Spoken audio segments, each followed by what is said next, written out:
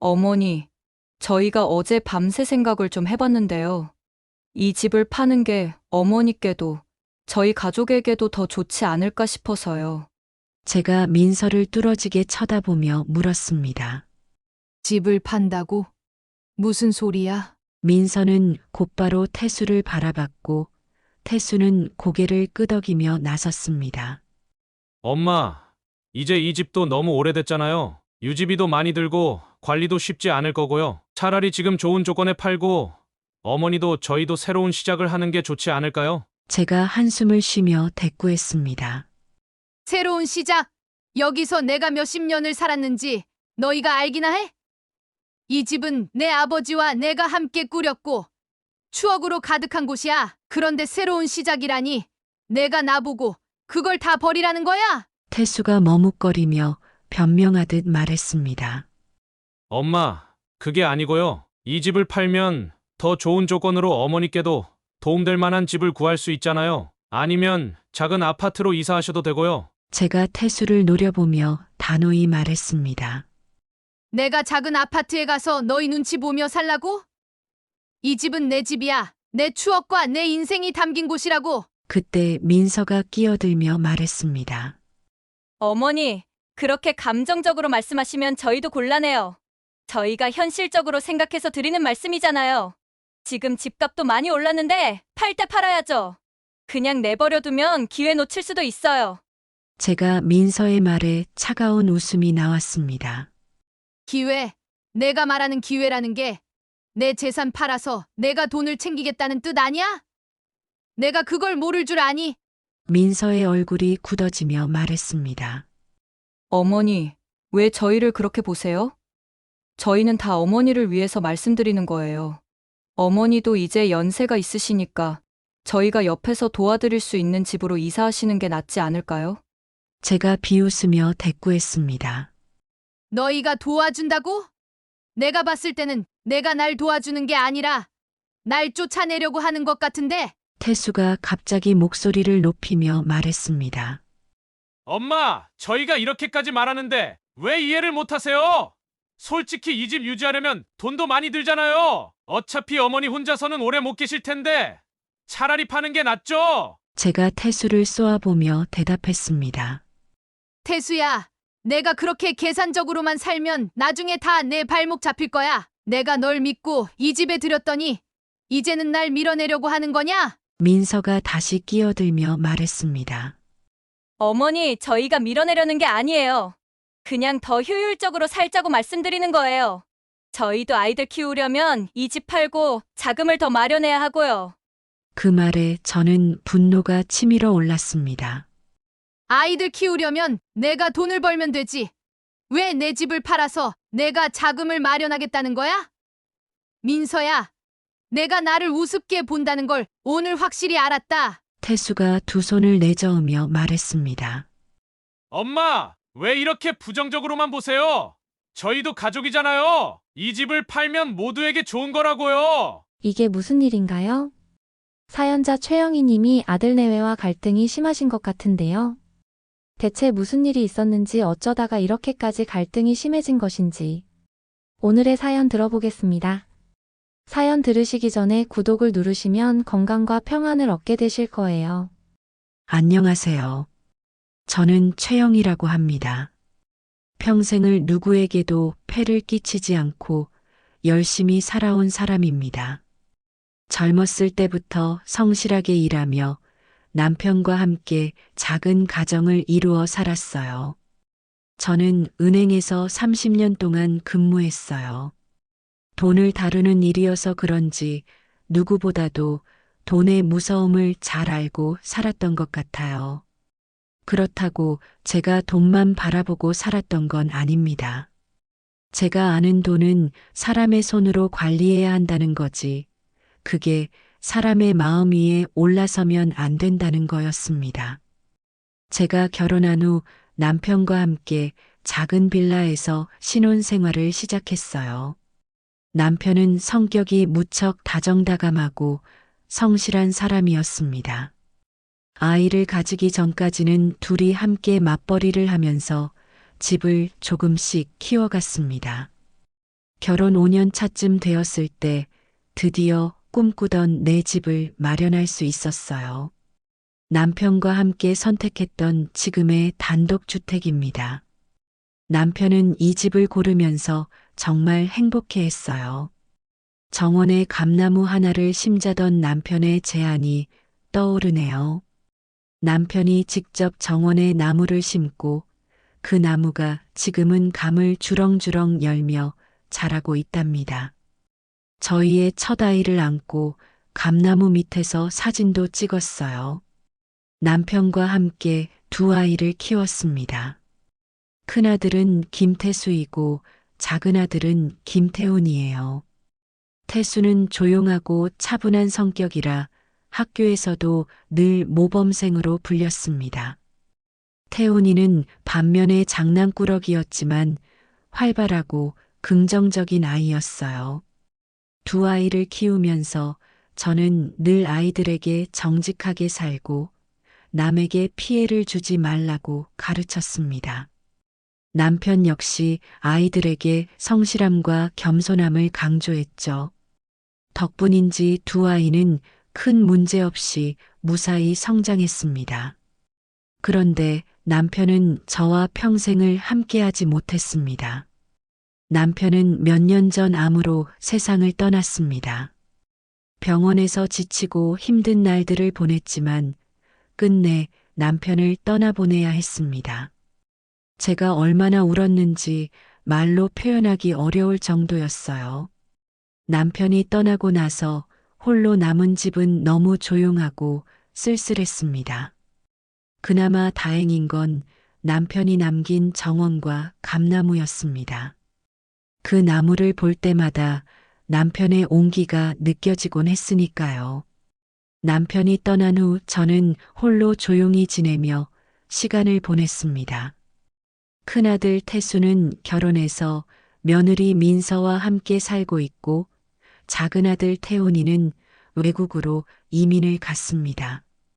태훈이는 가끔씩 연락을 해오며 저를 걱정해 주지만 태수는 별로 연락이 잦지 않았습니다.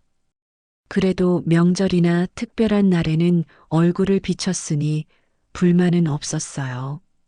다만 태수와 민서가 가끔 와서 제가 살고 있는 집에 대해 이런저런 말을 하는 게 마음에 걸리기는 했습니다. 제가 살고 있는 이 집은 남편과 제가 어렵게 장만한 집입니다. 집값도 꾸준히 올라서 지금은 시세가 꽤나 비쌉니다. 민서는 집을 보며 매번 이 집을 팔아서 아파트로 옮기면 어떻겠냐고 말을 꺼내곤 했습니다. 그럴 때마다 제가 단호히 아니라고 했어요. 여기는 남편과 저의 추억이 담긴 집이고 제가 남은 생을 보내고 싶은 공간이기 때문이었습니다. 민서는 그런 저를 이해하지 못하는 눈치였지만 태수는 어찌됐건 제 의견을 존중해 주는 것 같았습니다. 아니, 그렇게 보였습니다. 저는 이 집에서 혼자 사는 게 전혀 불편하지 않습니다. 아침이면 정원에 나가서 감나무도 보고 햇빛도 쬐며 하루를 시작합니다. 이웃들과도 정다운 관계를 유지하며 지내고 있고요. 시장을 갈 때도 가까운 이웃들과 함께 가고 서로 장을 봐 온 물건을 나누기도 합니다. 나이가 들어도 누구에게 의지하거나 짐이 되지 않고 혼자 살아가는 게 제 자부심이기도 했습니다. 그런데 며칠 전 태수와 민서가 저를 찾아왔습니다. 주말이었는데 갑자기 전화를 하더니 둘이 점심을 먹으러 오겠다고 했습니다. 저는 흔쾌히 오라고 했죠. 민서는 한우 세트를 사왔다며 식탁 위에 올려놨습니다. 태수는 한 손에 과일 바구니를 들고 와서 오랜만에 엄마를 보러 왔다며 반가운 얼굴을 했습니다. 그런 아들과 며느리를 보니 반가웠습니다. 역시 자식은 자식이라고 생각했어요. 그런데 식사를 하던 중 태수가 갑자기 말을 꺼냈습니다. 엄마, 저희랑 같이 사시는 게 어떠세요? 태수의 말에 젓가락을 들던 손이 멈췄습니다. 제가 대답을 하기도 전에 민서가 덧붙였습니다. 어머니 혼자 계시니까 위험하기도 하고 요즘 보이스피싱 같은 것도 많잖아요. 저희랑 같이 사시면 그런 걱정도 없고 손주들도 자주 볼 수 있잖아요. 민서의 말투가 어딘가 어색했습니다. 태수는 며느리의 말에 고개를 끄덕이며 동조했습니다. 저희가 요즘 일도 바쁘고 아이들 챙기기도 힘들어요. 그런데 엄마가 저희랑 같이 사시면 서로 좋지 않을까 싶어서요. 엄마도 이제 나이가 있으시니 혼자 계시는 게 힘들지 않겠어요? 그 순간 저는 며느리와 아들이 나누는 대화를 차분히 들으며 생각했습니다. 물론 혼자 사는 게 외롭거나 힘들다고 느낄 때도 있지만 지금의 생활이 전혀 불편하지 않았습니다.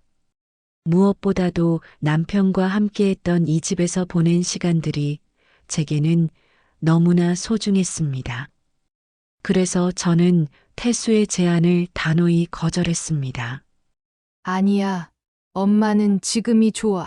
여기는 아빠랑 내가 추억을 쌓은 집이고 나도 이곳에서 남은 생을 보내고 싶어. 하지만 제 거절에 민서는 실망스러운 표정을 지으며 말을 이어갔습니다. 어머니, 여기가 좋으신 건 알겠는데요. 저희 생각도 해주시면 안 될까요? 아이들도 이 집 정원이 좋다고 하잖아요. 태수도 한마디 거들며 그러니까 몇 달만이라도 같이 살아보시면 어떠세요? 저희가 잘 모실게요. 그들의 말투에서 어딘가 묘한 속셈이 느껴졌습니다. 저는 속으로 생각했어요. 민서가 평소에 이 집을 탐내던 모습이 생각났습니다. 태수가 정말 저를 생각해서 이러는 건지 아니면 민서의 뜻에 따라 이러는 건지 혼란스러웠습니다. 그날 밤 혼자 남은 집에서 태수와 민서의 말을 곱씹으며 마음이 복잡했습니다. 정말로 저를 걱정해서 이런 제안을 한 것일까요? 아니면 다른 의도가 있는 것일까요? 제 머릿속에는 의심과 혼란이 끊이지 않았습니다. 그리고 그 의심은 앞으로 벌어질 일들의 전조가 될 것만 같았습니다. 며칠 동안 태수와 민서의 제안을 곱씹으며 저는 혼자 많은 생각을 했습니다. 그날 제가 단호히 거절했음에도 불구하고 두 사람의 표정에서 무언가 더 말하고 싶어 하는 기색이 느껴졌기 때문입니다.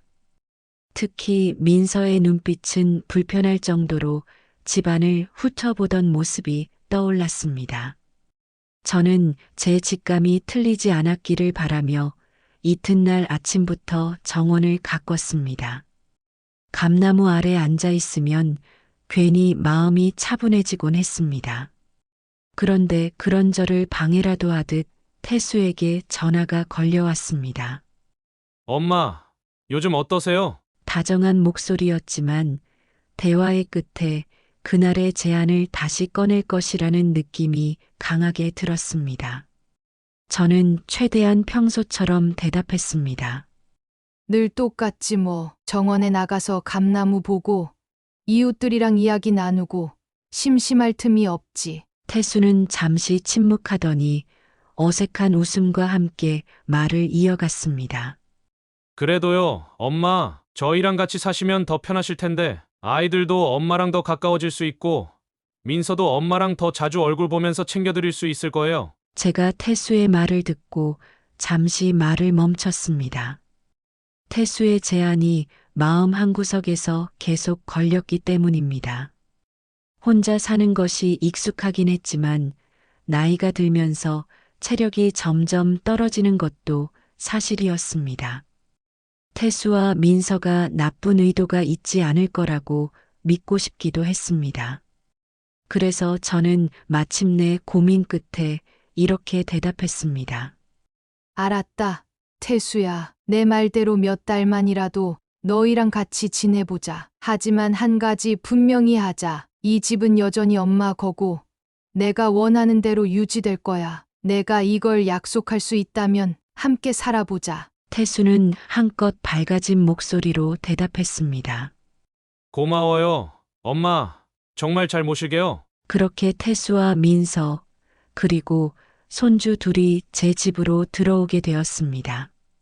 이사 당일 태수와 민서는 큰 트럭에 짐을 잔뜩 싣고 왔습니다. 제가 문을 열고 나가자 민서는 손을 흔들며 웃었습니다. 어머니, 짐이 좀 많죠? 그래도 금방 정리할게요. 트럭에서 내려지는 짐들을 보니 단순히 몇 달 머무를 준비치고는 과한 양이었습니다. 가구는 물론이고 가전제품과 큰 상자들까지 가득했습니다.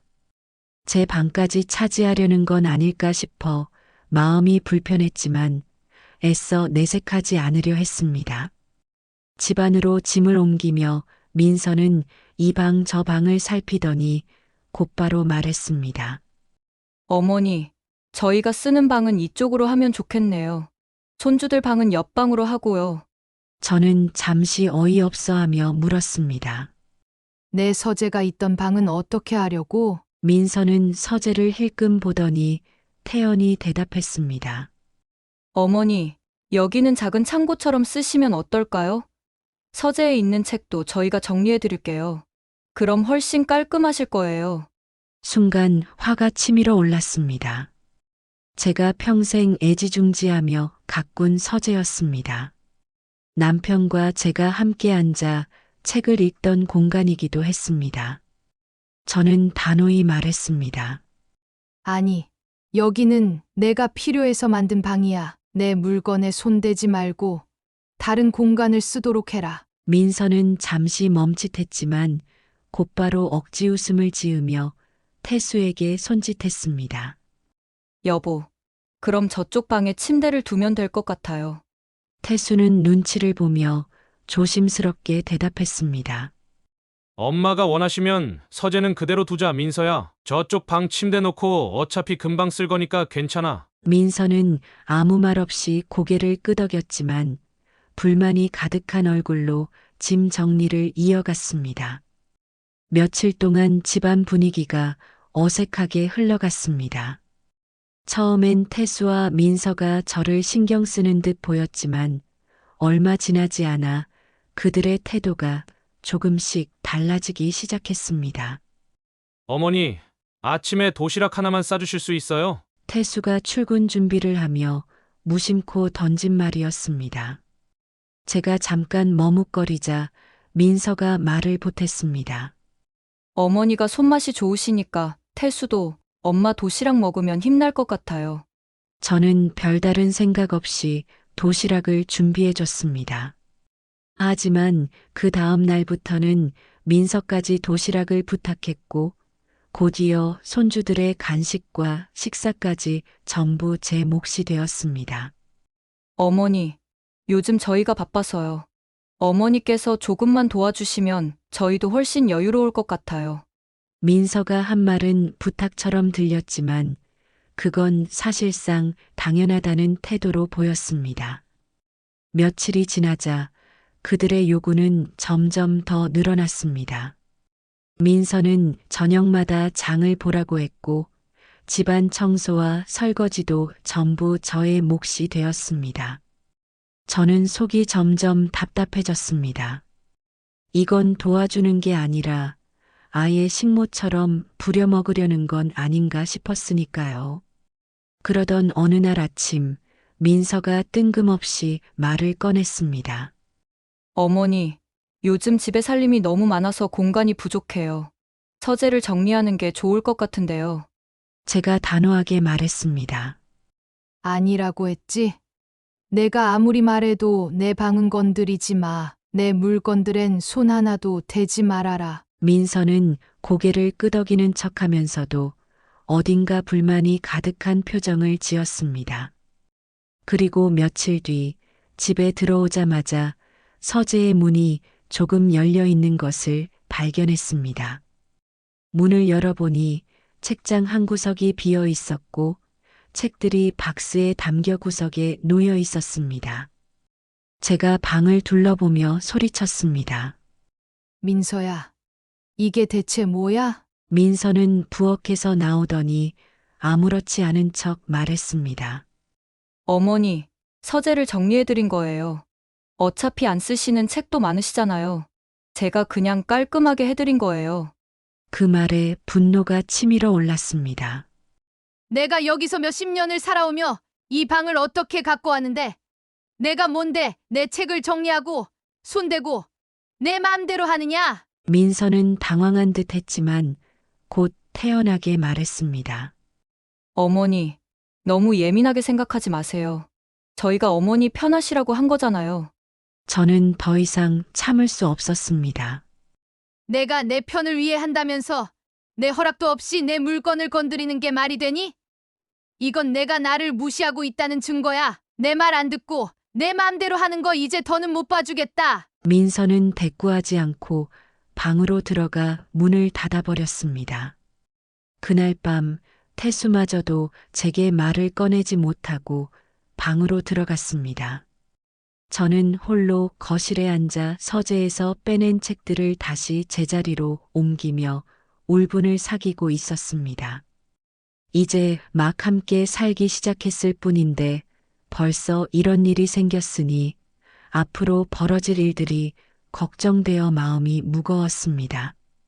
며칠이 지나자 민서는 다시 평소처럼 저에게 싹싹하게 굴기 시작했습니다. 그날 밤에 있었던 일은 없는 듯 행동하며 아침마다 밝은 목소리로 인사를 하고 설거지라도 돕는 신용을 했습니다. 하지만 저는 민서가 다시 무슨 꿍꿍이를 꾸미고 있는지 경계심을 늦추지 않았습니다. 그러던 어느 날 민서가 느닷없이 저를 주방으로 불렀습니다. 어머니, 요즘 주방 쓰시기 좀 불편하지 않으세요? 갑작스러운 질문에 저는 눈을 찌푸리며 대답했습니다. 뭐가 불편하다는 거야? 여기서 몇십 년을 살면서 한 번도 불편하다고 느낀 적 없는데. 민서는 제 말에 고개를 끄덕이는 척하더니 말을 이어갔습니다. 그런데 저는요, 이 주방이 너무 작고 동선이 안 좋아요. 어머니도 쓰시면서 불편하실 텐데, 제가 생각해둔 게 있거든요. 저는 어이가 없어서 고개를 저었습니다. 불편하긴커녕 이만한 주방도 흔치 않아. 너는 여기 들어온 지 몇 달도 안 됐으면서 벌써 주방에 대해 불만이야? 민서는 억지 웃음을 지으며 변명하듯 말을 이었습니다. 어머니, 그런 게 아니고요. 그냥 저희가 다 같이 쓰는 공간이니까 좀 더 효율적으로 바꾸면 좋지 않을까 해서요. 제가 인테리어 전문가한테 상담도 받아봤는데요. 주방을 확장하고 다용도실을 개조하면 훨씬 넓어질 거래요. 저는 그녀의 뻔뻔함에 헛웃음이 나왔습니다. 아니, 민서야, 내가 뭔데 내 집 주방을 개조할 생각을 해? 인테리어 상담을 받아봤다고? 그게 내 허락도 없이 할 일이냐? 민서는 억울하다는 듯 말했습니다. 어머니, 제가 다 어머니를 위한 거예요. 어머니도 편하시고 저희도 좀 더 넓게 쓸 수 있으면 서로 좋잖아요. 저는 단호히 말했습니다. 민서야, 다시는 이런 소리 꺼내지도 마. 내가 아무리 좋은 뜻으로 한다고 말해도 이 집은 내가 살던 대로 유지될 거야. 내 멋대로 고치려 들면 가만히 있지 않을 거니까 알아서 해. 그 대화로 끝났다고 생각했습니다.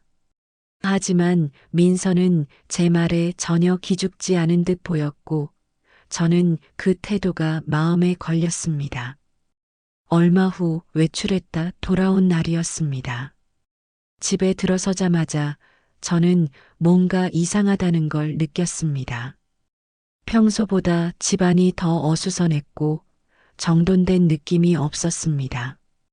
거실 한쪽 구석에 낯선 상자들이 쌓여 있었고 공사장에서 들리는 듯한 망치질 소리가 희미하게 들렸습니다.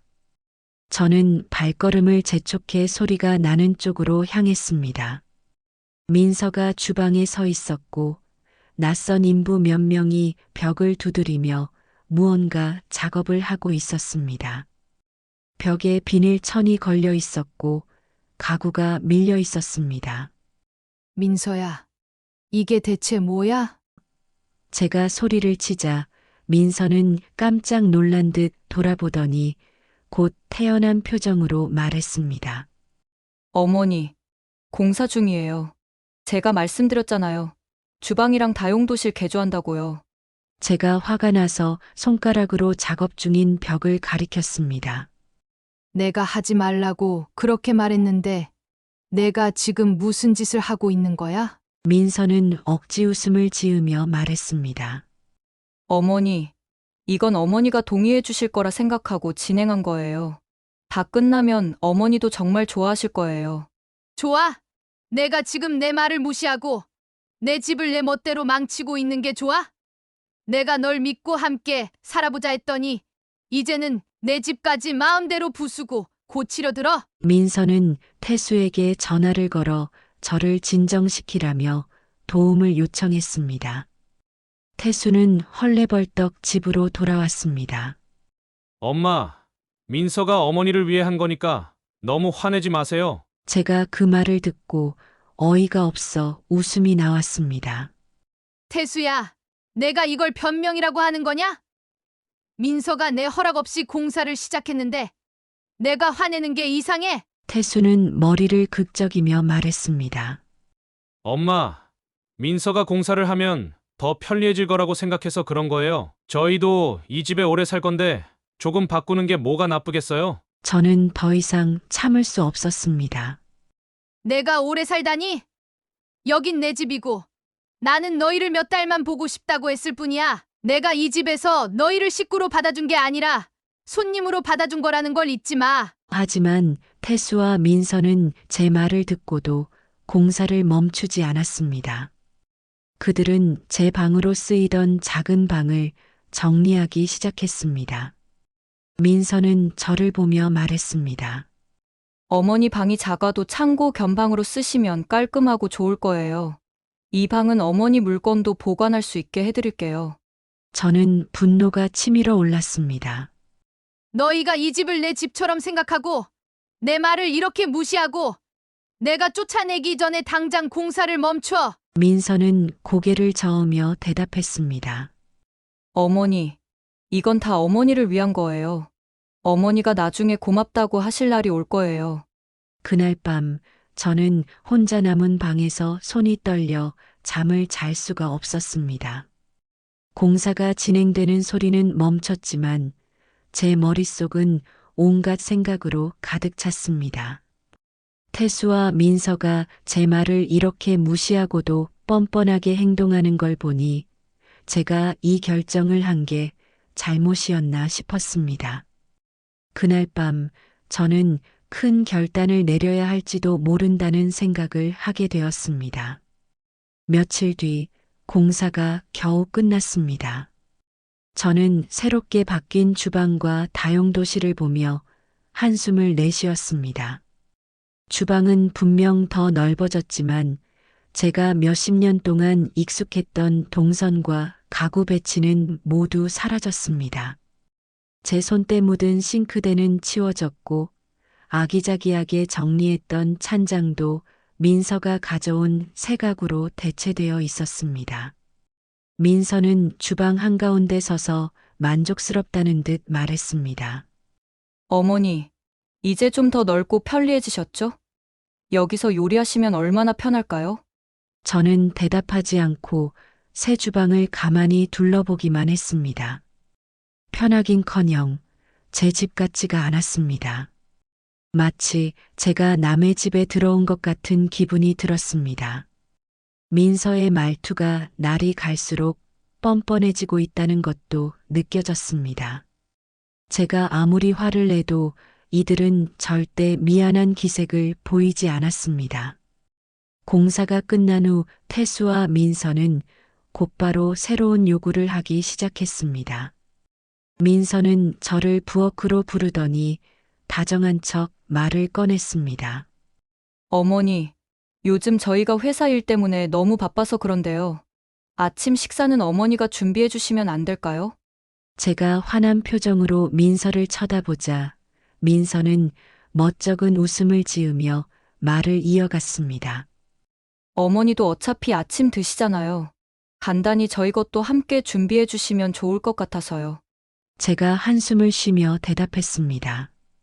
아침 준비하는 게 쉬운 일이 아니야. 내가 바쁘다면 차라리 간단히 먹고 나가든가 아니면 밖에서 사 먹어. 내가 왜 너희 아침까지 준비해야 하니? 민서는 당황한 듯 태수를 향해 눈짓했습니다. 태수는 저를 설득하려는 듯 다가와 말을 덧붙였습니다. 엄마, 저희도 엄마한테 부탁드리는 게 미안한 건 알지만 지금은 정말 힘들어서 그래요. 민서도 아침마다 애들 챙기느라 정신없고 저도 출근 준비하느라 여유가 없거든요. 제가 고개를 절레절레 저으며 말했습니다. 너희가 힘들다고 하면 다 들어줘야 해. 내가 너희들 엄마지만 그렇다고 너희 식모 노릇까지 하라는 건 아니야. 하지만 제 단호한 거절은 소용이 없었습니다. 다음 날 아침이 되자 민서는 손주 둘을 데리고 제 방으로 들어왔습니다. 아이들 손에는 밥그릇이 들려 있었습니다. 어머니, 애들이 아침밥을 안 먹고는 학교를 못 가요. 제가 너무 바빠서 그런데 오늘만 좀 부탁드릴게요. 저는 어이가 없어 민서를 쏘아보았습니다. 민서야, 오늘만. 이러다 내일도 모레도 나한테 맡길 거지? 너희 애들은 너희가 책임지는 거야. 내가 왜 내가 낳은 애들까지 챙겨야 하니? 하지만 민서는 전혀 물러설 기미가 없었습니다. 어머니, 어차피 어머니도 집에만 계시잖아요. 손주들 챙겨주시면 저희도 한결 수월하고 애들도 좋아할 거예요. 제가 화가 나서 목소리를 높였습니다. 내가 집에 있는 게 내 애들 키워주려고 있는 줄 아니? 내가 너희를 키우긴 했지만 내 손주까지 키워줄 의무는 없어. 민서는 저를 똑바로 쳐다보며 한마디를 덧붙였습니다. 어머니가 그렇게 말씀하시면 서운하네요. 제가 진짜 도와달라고 하는 건데요. 그렇게 민서는 손주들의 아침을 저에게 떠넘기더니 곧 집안일도 하나둘씩 제 몫으로 돌리기 시작했습니다. 청소, 빨래, 설거지까지 모든 게 제 손에서 처리되어야 했습니다. 민서는 자신이 해야 할 일을 하나하나 저에게 떠넘기며 당연하다는 태도를 보였습니다. 어머니, 세탁기가 고장난 것 같아요. 어머니가 한번 확인해 주시면 안 될까요? 어머니, 손주들 학원 끝나는 시간 맞춰 데리고 와주실 수 있어요? 제가 오늘은 정말 시간이 없거든요. 어머니, 요즘 집이 좀 지저분한 것 같아요. 아침마다 거실 좀 쓸어주시면 좋을 것 같아요. 제가 그 말을 들을 때마다 화가 났지만 그들을 이 집에서 내보내기 위해서는 분명한 이유와 계획이 필요하다는 생각이 들었습니다. 그래서 일단은 참았습니다. 하지만 참는 것도 한계가 있었습니다. 하루는 민서가 가족들끼리 저녁을 준비한다고 했습니다. 저는 속으로 내심 고맙다고 생각했죠. 오랜만에 민서가 요리를 하겠다니 정말로 제 몫을 덜어주나 싶었습니다. 하지만 막상 저녁 식사 시간이 되자 민서는 제게 아무 말도 하지 않고 아이들과 태수만을 불러 식탁으로 모였습니다. 제가 식탁 쪽으로 가서 말했습니다. 내가 안 먹겠다고 한 적 없는데 왜 나만 빼놓고 먹고 있니? 민서는 조금도 미안한 기색 없이 웃으며 말했습니다. 어머니는 아까 식사하셨잖아요. 저희끼리 먹으려고요. 제가 어이가 없어 말했습니다. 내 집에서 내가 이 가족의 어른인데도 나만 빼놓고 밥을 먹는다는 게 말이 된다고 생각하니? 태수는 아무 말도 못하고 고개를 숙였지만 민서는 아무렇지 않게 대답했습니다. 어머니가 식사 준비하시다가 피곤하실까봐 배려한 거예요. 그 순간 저는 더 이상 참을 수 없었습니다. 배려! 내가 지금 말하는 배려가 날 무시하는 행동으로밖에 보이지 않아! 그날 밤 저는 방에 들어가 문을 걸어 잠그고 침대에 앉아 깊은 생각에 잠겼습니다.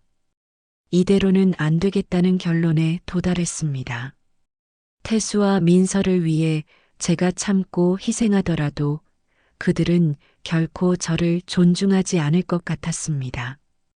이런 상황을 멈추려면 제가 단호히 행동에 나서야 할 때라는 생각이 들었습니다.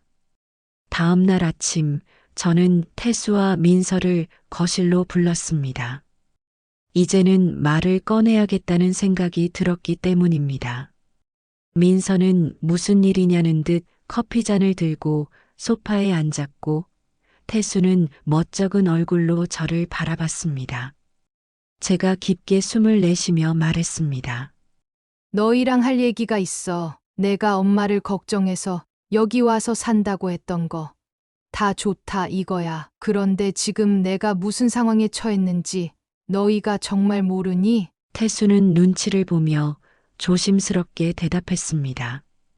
엄마, 저희는 그저 도와드리고 싶어서 그러는 건데요. 민서도 엄마를 생각해서 한 거예요. 민서는 그 말을 듣고 맞장구를 치듯 말을 이었습니다. 어머니가 혼자 계시면 불편하실 것 같아서 저희가 나서서 어머니 생활도 좀 더 편하게 해드리려고 한 거예요. 제가 고개를 절레절레 흔들며 단호히 대답했습니다. 편하게 해준다고? 내가 말하는 편하다는 게 내 집을 내 멋대로 공사하고 내가 아침부터 밤까지 너희 뒤치다꺼리를 다 해야 하는 거니? 너희는 날 돕는 게 아니라 부려먹고 있는 거야. 민서는 순간 표정이 굳었지만 곧 억지 웃음을 지으며 말했습니다. 어머니, 그게 아니라요. 그냥 저희가 바빠서 조금만 도와달라고 한 건데 어머니가 그렇게 느끼셨다면 죄송해요. 제가 민서의 말을 단칼에 잘랐습니다. 죄송. 내가 내 허락도 없이 주방을 공사하고 나를 식모 취급한 게 죄송으로 끝날 일 같아? 태수야, 내가 아내랑 손잡고 내 위에 군림하려고 하는 거 내가 모를 줄 아니? 태수는 다급히 손사래를 치며 말했습니다. 엄마, 무슨 그런 말씀을 하세요? 저희가 그럴 리가 있나요? 그냥 같이 살면서 서로 도우면 좋지 않을까 해서 그런 건데요. 제가 태수를 똑바로 쳐다보며 쏘아붙였습니다. 서로 돕는다고? 내가 너희를 돕기만 하지. 너희가 날 돕는 건 없었어. 내가 다 봐줬지만 이제 더는 안 봐. 오늘부터 내가 시키는 대로 하지 않으면 너희를 이 집에서 내쫓을 거야. 민서는 갑자기 말투를 바꾸며 싸늘하게 대답했습니다. 어머니, 저희가 잘못한 게 있다면 사과드리지만 여기서 나가라는 말씀은 너무하시네요. 저희도 여기서 살 권리가 있는 거 아닌가요? 제가 웃음이 나와 민서를 향해 말했습니다. 권리? 내가 무슨 권리가 있다는 거야?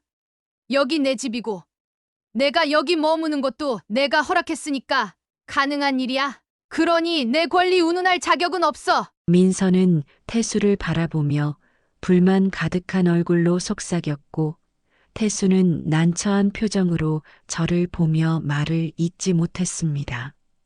민서가 태수를 바라보며 불만 가득한 얼굴로 속삭이던 그날 이후 집안 공기는 점점 더 싸늘해졌습니다. 민서는 저를 대놓고 무시하는 태도를 보였고 태수는 중간에서 애매하게 둘러대며 민서를 감싸기 급급했습니다. 민서는 평소와 다름없이 아이들을 저에게 맡기고 나갔고 집안일도 여전히 모두 제 몫이었습니다. 어느 날 민서가 저녁에 들어오더니 태수를 부엌으로 불렀습니다. 저는 무슨 얘기를 하나 싶어 부엌 쪽으로 다가가려 했지만 민서는 제 눈치를 보더니 문을 슬며시 닫았습니다. 그 모습이 이상해서 저는 일부러 부엌 옆 거실에서 손주들과 함께 TV를 보는 척하며 귀를 기울였습니다.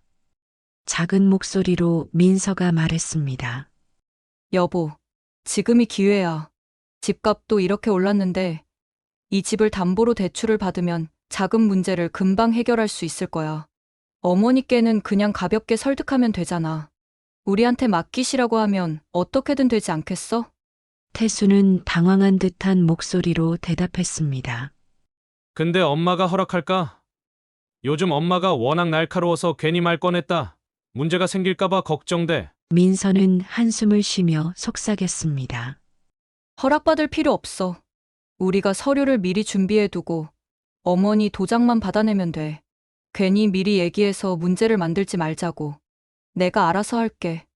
그 순간 제 심장이 철렁 내려앉았습니다. 이들이 이제는 대놓고 집을 담보로 돈을 빼내려는 속셈을 가지고 있다는 것을 알게 되니 분노가 끓어올랐습니다. 하지만 그 자리에서 들이닥치지는 않았습니다. 이들이 무슨 짓을 하는지 끝까지 지켜보고 확실한 증거를 잡아야겠다는 생각이 들었기 때문입니다. 며칠 뒤 민서는 아침 일찍 집을 나가면서 태수에게 서류를 건네며 속삭였습니다. 내가 알아본 은행에서 이걸 처리하면 된대. 오늘 안으로 끝내야 하니까 어머니를 설득할 방법을 생각해봐. 그날 오후 민서가 다시 집으로 돌아왔을 때였습니다. 저는 민서가 가져온 서류철을 몰래 훔쳐봤습니다. 서류를 펼치자 낯선 문구가 눈에 들어왔습니다. 대출 신청서, 담보 명의자 최영희. 제 이름으로 작성된 서류였습니다. 그 순간 민서가 제 뒤에서 다급하게 소리쳤습니다. 어머니, 그 서류를 왜 보세요? 제가 천천히 돌아서며 서류를 들고 민서를 똑바로 쳐다봤습니다. 왜 보냐고? 내가 내 이름으로 대출을 받으려고 하는데 내가 이걸 몰라도 된다는 거니? 내가 날 바보로 봤구나. 민서야. 민서는 당황한 표정을 짓더니 억지 웃음을 지으며 변명하기 시작했습니다. 어머니, 그게 아니라요. 그냥 어머니 이름을 잠깐 빌리려고 한 거예요. 아무 문제가 생기지 않을 거예요. 다 저희가 알아서 관리할 거니까요. 제가 서류를 손에 쥔 채로 단호히 말했습니다. 관리. 내가 내 재산을 내 마음대로 관리한다고? 너도 이 집이 어떤 집인지 알잖아. 이 집은 너희가 손댈 집이 아니야. 내 이름으로 된 서류를 내 허락도 없이 작성한 게 말이 된다고 생각하니? 그때 태수가 부랴부랴 방에서 나왔습니다. 엄마, 민서가 그냥 도와드리려고 그런 거예요. 우리가 집을 담보로 대출받아서 사업을 시작하면 나중에 어머니한테도 큰 도움이 될 거예요. 제가 태수를 향해 손가락으로 서류를 가리키며 외쳤습니다. 큰 도움? 내가 너희를 돕기 위해 이 집을 목숨처럼 지켰다고 생각하니? 내가 너희를 믿고 몇 달 함께 살아보자고 했더니 내가 사업 자금이 부족하다고 내 집을 담보로 잡겠다고? 태수는 난처한 표정을 지으며 민서의 편을 들었습니다.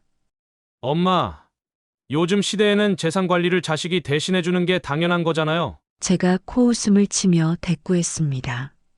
당연해. 내가 지금 내 사업 때문에 내 집을 담보로 잡으려는 게 당연하다고 생각하면 너 정말 돌았구나. 태수는 얼굴을 붉히며 대답했습니다. 엄마, 솔직히 이 집은 어차피 나중에 제가 물려받을 거 아니에요? 미리 저희가 관리하면 더 나은 방법이잖아요. 그 말을 듣는 순간 제 안에서 무언가 끊어졌습니다. 제가 목소리를 낮추고 차갑게 말했습니다. 태수야, 내가 내 자식인 게 부끄럽다. 내가 내 이름을 빌려 대출을 받으려 한 것도 모자라.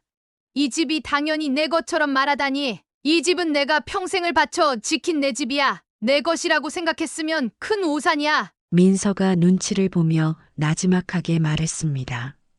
어머니, 저희가 잘못했어요. 그냥 어머니를 위해서 한 건데 오해가 있었던 것 같아요. 제가 민서에게도 단호히 대답했습니다.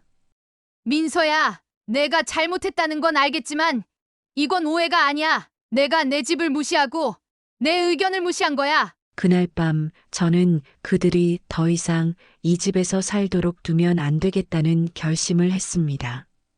민서와 태수의 뻔뻔한 태도와 변명은 제가 아무리 참고 넘어가도 그들이 더 큰 잘못을 저지를 것이라는 증거처럼 보였습니다. 저는 방에 들어가 조용히 변호사에게 전화를 걸었습니다. 상황을 차근차근 설명하며 앞으로 어떻게 해야 할지 상의하기 시작했습니다.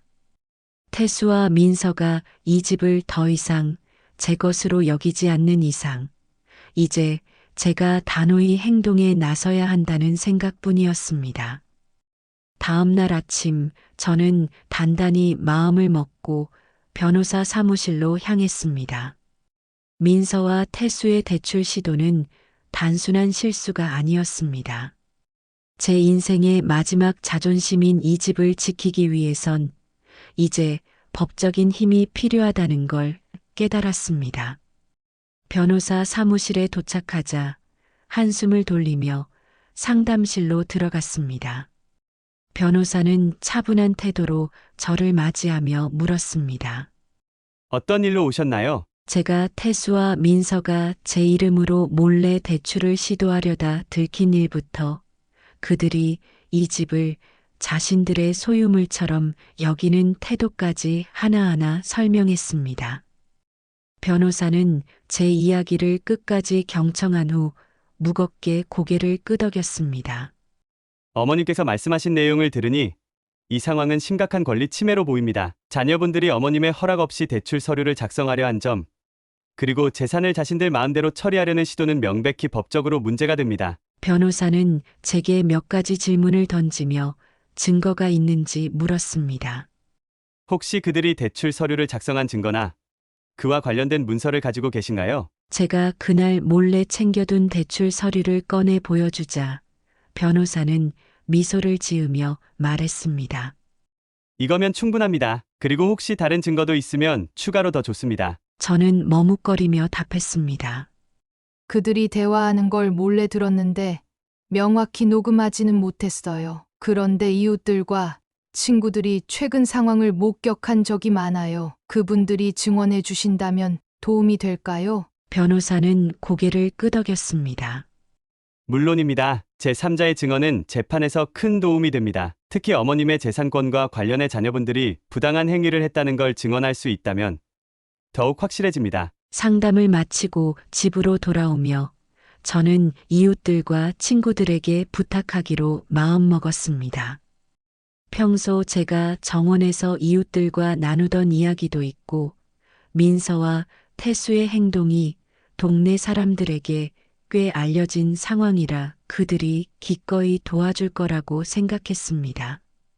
그날 오후 정원에서 이웃 중 한 명인 정숙 씨를 만났습니다. 정숙 씨는 저를 보자마자 다가와 물었습니다. 영희 씨, 요즘 너무 힘들어 보이세요. 괜찮으세요? 저는 한숨을 쉬며 최근에 벌어진 일을 간략히 설명했습니다. 태수와 민서가 대출 서류를 몰래 작성하려고 했던 일, 그리고 집에서 저를 무시하며 자신의 이익을 위해 행동했던 상황을 이야기하자 정숙 씨의 얼굴이 단단히 굳어졌습니다.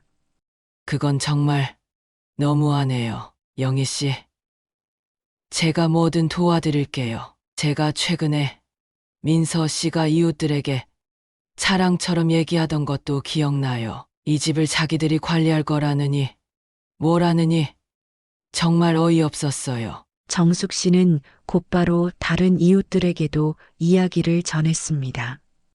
얼마 지나지 않아 몇몇 이웃들이 저를 찾아왔습니다. 그들 모두 민서와 태수의 행동을 목격했고 저를 도와주겠다고 약속했습니다. 한 친구는 제게 말했습니다. 영희야, 내가 그런 일을 당하고 있었을 줄이야. 우리 모두 정언해 줄게. 그 사람들 정말 뻔뻔하더라. 이웃과 친구들의 지지를 받으니 마음이 조금씩 편안해졌습니다. 저는 변호사에게 다시 연락해 이웃들과 친구들이 증언해 줄 준비가 되어 있다고 알렸습니다. 변호사는 이를 듣고 더 단단히 준비를 하겠다고 약속했습니다. 며칠 뒤 드디어 법적 대응을 위한 준비가 모두 끝났습니다. 변호사는 민서와 태수의 부당한 행위와 대출 시도를 명확히 증명할 자료와 증언을 철저히 준비했습니다. 법원에 제출된 서류에는 제가 겪었던 모든 일이 담겨 있었습니다. 재판이 열리던 날, 저는 법정에서 떨리는 손을 꼭 쥐고 태수와 민서를 바라봤습니다. 그들은 변호사를 대동했지만 표정에서는 초조함이 드러났습니다. 재판장이 태수와 민서가 어머니의 재산권을 침해하려 했던 사실을 하나하나 짚어가며 질문하자 태수는 말을 더듬으며 변명하기 바빴습니다. 민서는 억울한 척 눈물을 보이며 자신들은 어머니를 돕기 위한 의도였다고 주장했습니다. 하지만 준비된 증거와 이웃들의 증언이 그들의 주장을 무너뜨렸습니다. 변호사가 제시한 자료와 증언은 너무나도 명확했기 때문에 민서와 태수는 끝내 아무 말도 하지 못하고 고개를 떨궜습니다. 재판장은 판결문을 읽어 내려갔습니다. 원고 최영희의 재산권을 침해하려는 피고의 시도는 명백히 부당하며 원고의 요청에 따라 피고는 해당 부동산을 떠날 것을 명합니다. 판결이 내려지는 순간 저는 벅찬 마음으로 눈물을 흘렸습니다. 긴 싸움 끝에 드디어 제 집을 지킬 수 있었고 태수와 민서는 더 이상 이곳에서 저를 괴롭힐 수 없게 된 것입니다. 며칠 후 민서와 태수는 집을 떠났습니다. 이삿짐을 싸면서도 민서는 여전히 억울하다는 듯 했지만 저는 단호히 그들을 바라보며 말했습니다. 내가 어머니를 위해 한다는 말은 다 거짓말이었지. 이젠 더 이상 날 속일 기회도 없으니 다시는 돌아올 생각하지 마라. 태수는 마지막으로 제게 애원했습니다. 엄마, 한 번만 더 기회를 주세요. 우리가 정말 잘못했어요. 하지만 저는 차갑게 대답했습니다. 내가 날 어머니로 생각했다면 이런 일을 벌이지도 않았겠지. 내가 선택한 행동의 결과를 받아들여라. 이제 더는 내 부탁에 흔들리지 않을 거야. 그날 그들은 집을 떠났고 제 삶은 다시 평화를 되찾았습니다. 제가 이 집을 지켜낸 것처럼 앞으로 제 삶도 제가 지킬 것입니다. 태수와 민서가 집을 떠난 뒤 저는 조용히 앉아 오래된 거실 창문을 바라보았습니다. 몇십 년을 지켜온 이 집은 이제 제게 더 이상 편안함을 주지 않았습니다. 그동안 겪은 상처와 배신의 기억들이 이곳 구석구석에 남아 있었습니다. 그래서 저는 결심했습니다. 이 집을 떠나기로요.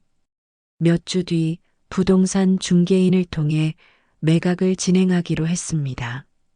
오래된 단독주택이었지만 위치도 좋고 최근 지역 개발로 인해 가격이 올랐기 때문에 좋은 조건으로 매각할 수 있었습니다. 저는 집을 정리하며 남편과 함께했던 추억들을 떠올렸습니다. 우리 둘이 함께 골랐던 가구들, 창밖으로 보이던 감나무의 풍경, 남편이 생전에 웃으며 앉아있던 의자까지 모두 떠올랐습니다. 마지막으로 텅 빈 거실에 서서 남편의 사진을 꺼내 들고 속삭였습니다.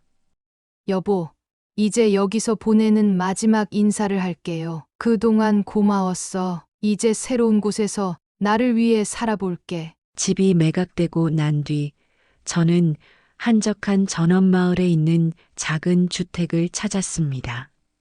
도시를 떠나 자연과 가까이 살 수 있는 곳이었습니다.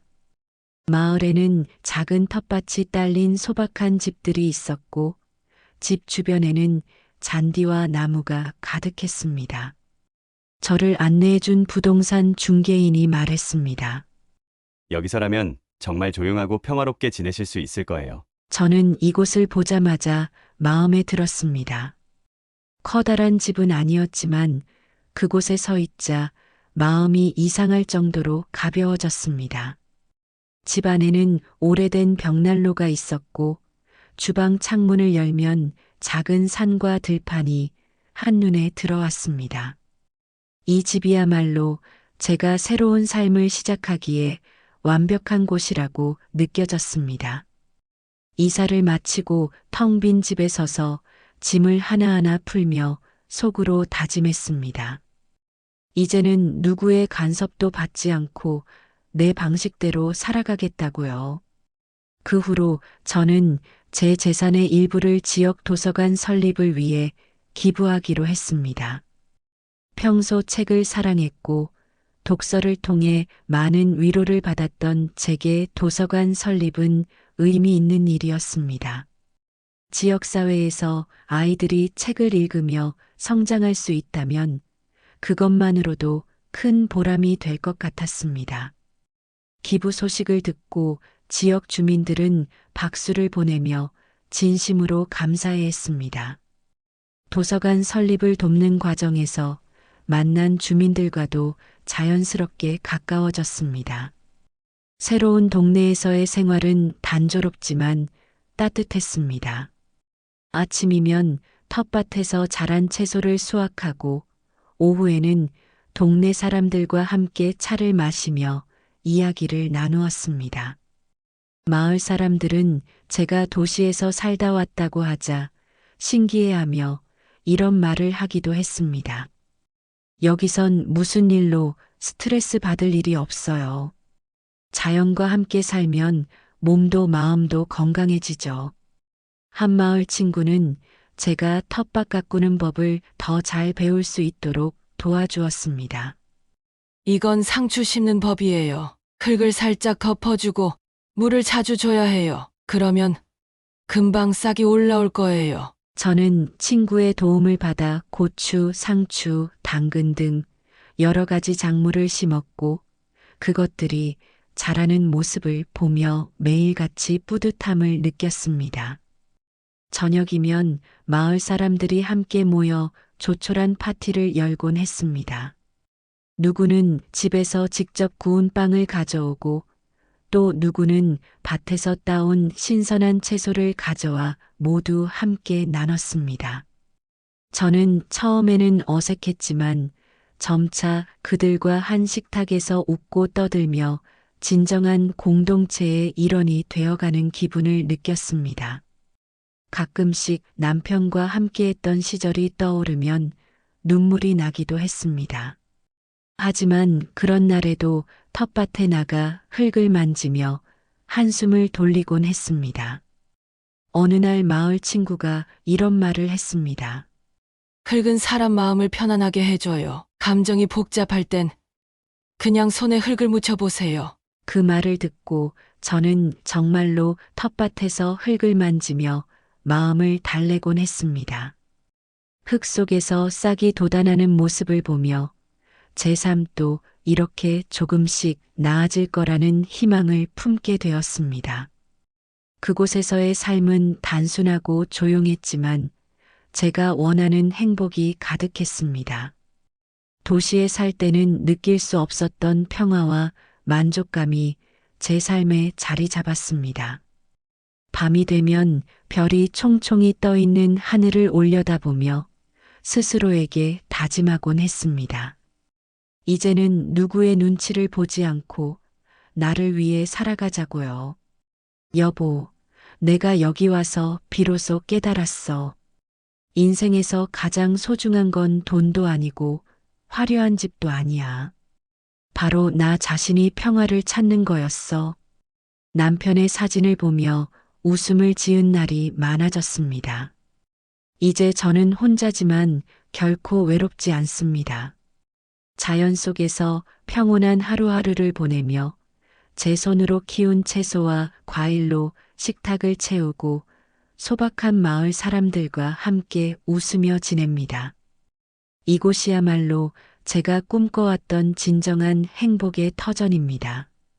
제가 이 이야기를 마무리하며 여러분께 꼭 말씀드리고 싶은 것이 있습니다. 인생의 어떤 시점에서라도 여러분 자신을 위해 살아가는 용기를 가지세요. 어떤 어려움이 있더라도 우리는 스스로를 위해 새로운 시작을 할 수 있습니다. 여러분도 반드시 여러분만의 평화와 행복을 찾을 수 있을 겁니다. 감사합니다. 오늘의 사연 들으시고 어떤 생각이 드셨나요? 사연자분께 해주고 싶으신 말씀 있으시면 댓글 부탁드리고 구독을 누르시면 여러분께 내일 좋은 소식이 찾아올 거예요. 그럼 다음 사연에서 만나 뵙겠습니다. 감사합니다.